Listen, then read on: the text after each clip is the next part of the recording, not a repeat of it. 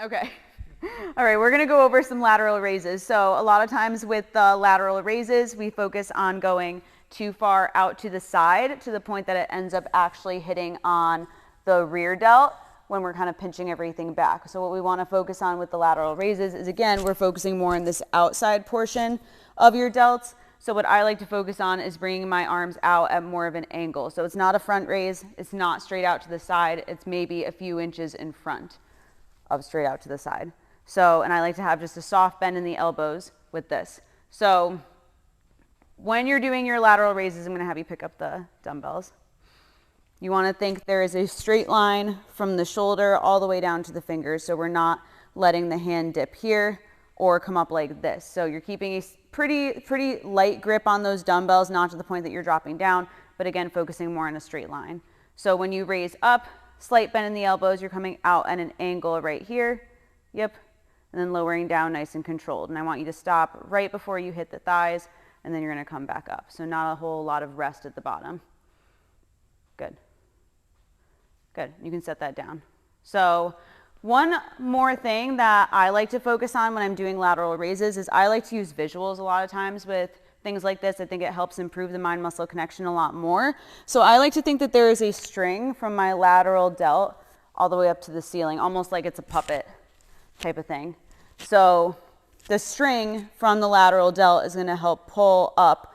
So you're initiating the movement with the delt and you're not initiating it with the forearm. A lot of times people try to initiate it with the forearm or with the arm versus the shoulder, and then you're not actually getting the mind-muscle connection and the focus on the delt. So with this set, I want you to focus on, before you even go into it, you're focusing all your energy here, trying to pinch the shoulder blades back still, yep, and then think about that string pulling up. Good. And then still control it down. So think same tempo up, same tempo, nice and slow down. And then once you hit that position, you're going to come right back up. Good. Good. Go a little bit slower. So I like to think like 2 seconds up. Yep.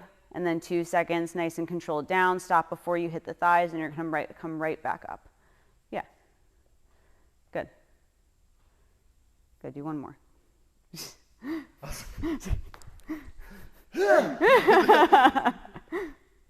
Yeah. Good. You can set it down. Do you feel the difference at all when you're focusing the energy here? Yeah. Yeah. I could feel this more or less pulling, where if I don't think about that, I feel you think about more, yeah, the forearm, bringing it up. Forearm. Yeah. I feel more forearm and elbow and wrist bringing up. Yeah. If I think about that shoulder, yeah, I feel more into the shoulders as I raise that yeah, up. Yeah, which is exactly what you want. Especially versus this I feel. You're gonna feel it more, and like the rear delt kind of is where you're gonna be feeling it. Yeah. I don't feel like it targets. Yeah. This as much. Yeah. So going slightly out in front is just gonna target that a little bit more. It's gonna keep a little bit more tension on the lateral head of the delt. Awesome. Yeah. All right. Psoas lifts, seated psoas raises. Okay. So we're going to be seated on the ground. So a couple ways that you can go about doing this. So first thing that you need to focus on is making sure that the hands stay in front of the hips at all times. So if you bring your hands back here, you're just chilling. You can sit here all day. You can lift your leg up. You can do whatever the heck you want. Not really too difficult. So you want to try and keep the hands slightly in front of the hips, and this is just going to help activate the core a little bit more. So first thing we'll do, and this would be the first progression in the movement, is that you're just going single leg lifts. What I like to do before I even go into the lift is I'll focus on drawing my belly button into my spine and almost kind of creating like a hollow position right here. Yep.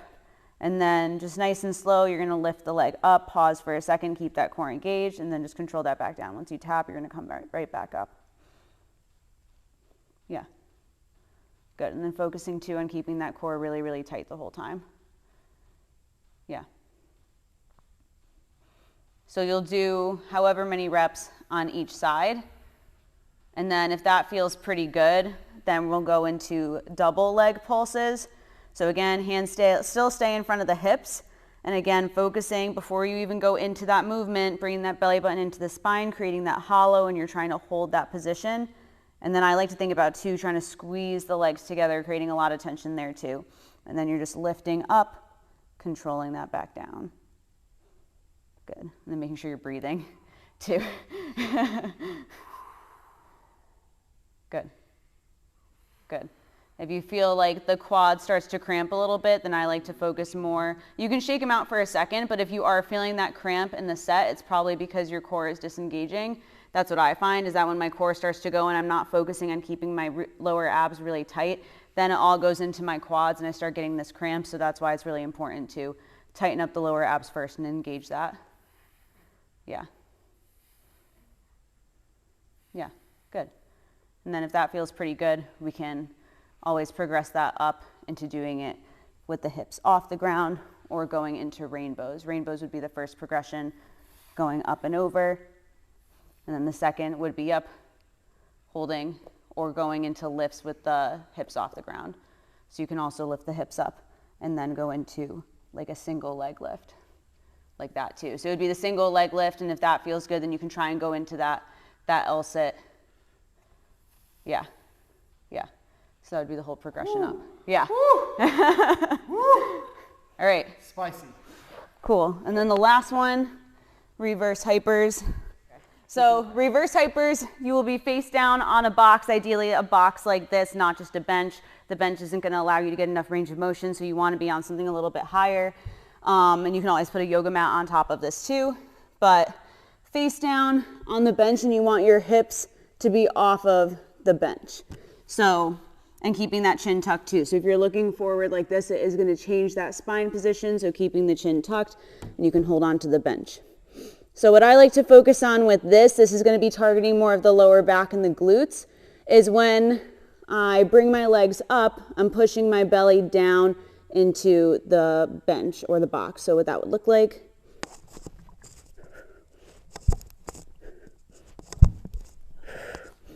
So lifting my hips up and my legs up, and at the same time I'm pushing my abs down and trying to squeeze my glutes at the top. I like to try and keep the legs straighter, but as the legs come out, that's okay. But the focus is that you're lowering down with control and then trying to raise up and squeeze the glutes at the top. Cool.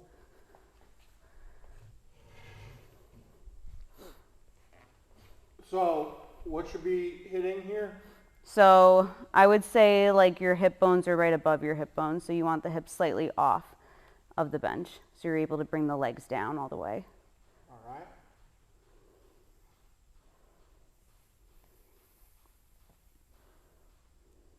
Good. Good.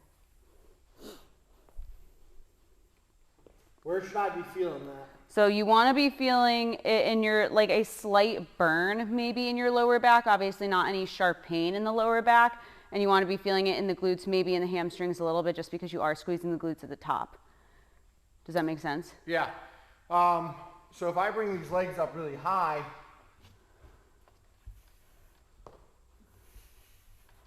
I feel like it's like hitting up middle of my back. So ideally with what you just did, you don't want to be going quite as high. You want something that you can control all the way down, control all the way up. So if you're coming up so high to the point that you can't control that at the same tempo back down, then probably don't go quite as high. You don't need to be doing a whole like I don't know what to call it, like a huge like C curve at the top with your legs. Just getting the legs slightly above the bench, slightly above your body would be a good goal to aim for. You don't need to go crazy with getting them really, really high. Good. And you said pushing. You said something about pushing the abs out. Yeah.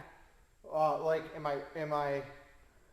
I pushing out? So I like to think that if your abs are that? here, Yeah. you're just creating a lot of tension away from your body. So almost just bracing your core. So if you're here. So I'm trying to almost push and expand my waist belt. Yes. So you want to almost think like your abs are coming apart this way. Not like actually coming apart, but you're pushing them out to the point that they're almost doing this, if that makes sense. Yeah. So Yeah. we're expanding that waistline, kind Yeah, of what yeah. you never want to do when you take a picture. Yeah, so the focus on that is that by almost like pushing the abs out into the bench is you're just almost bracing the core and creating more tension in the core. And you're just able to actually control the movement a little bit more by doing that. Yeah.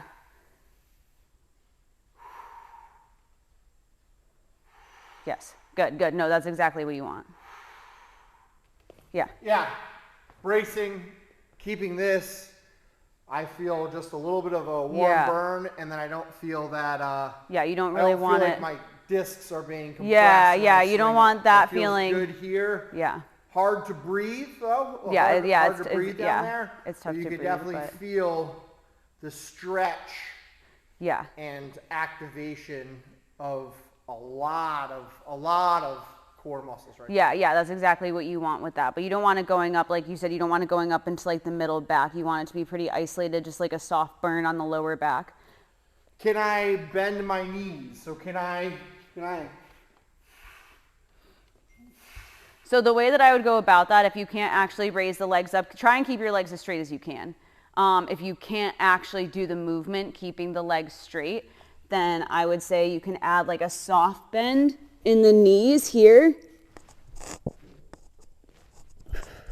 So the legs would stay bent the whole time and you're not just breaking the knees on the way up and then keeping them straight on the way down.